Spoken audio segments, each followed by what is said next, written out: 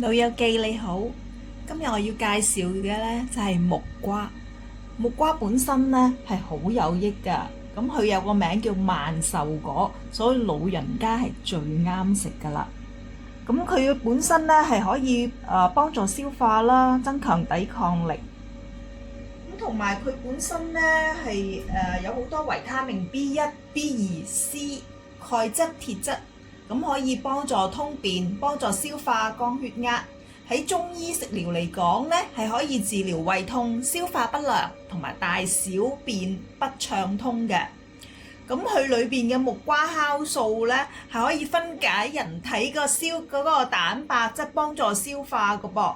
對於腸胃炎啊、胃潰瘍呢，係有唔錯嘅效果嘅。咁木瓜本身係有美顏抗衰老嘅功效。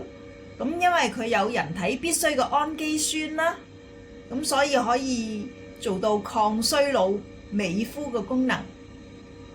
咁同埋木瓜裏邊呢，就含有胡蘿蔔素，又有抗氧化嘅功能啦。同埋佢有維生素 C，咁可以防癌，咁係非常之有益嘅。咁本身木瓜又可以生食，亦都可以熟食嘅喎。如果生食呢，咁佢可以保留嘅營養素呢就多啲嘅，同埋佢可以呢裏邊呢可以幫助身體嘅有害嘅細菌同埋蛔蟲呢係消滅咗佢嘅。咁木瓜本身呢，對於慢性肝病嘅朋友呢係有一個緩解嘅作用㗎。譬如有時腹脹啊、食慾不振啊、消化不良嘅人咧，食木瓜咧係有改善嘅喎。同埋木瓜咧可以降血壓啦，促進人體嘅新陳代謝，有護肝養肝嘅功能。老友記，得閒食多啲木瓜啊！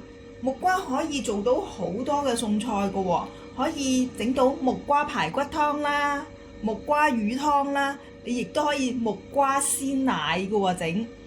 老友記，多啲食木瓜啦！如果中意呢條片嘅朋友，請訂閱、留言、分享，多謝你嘅支持。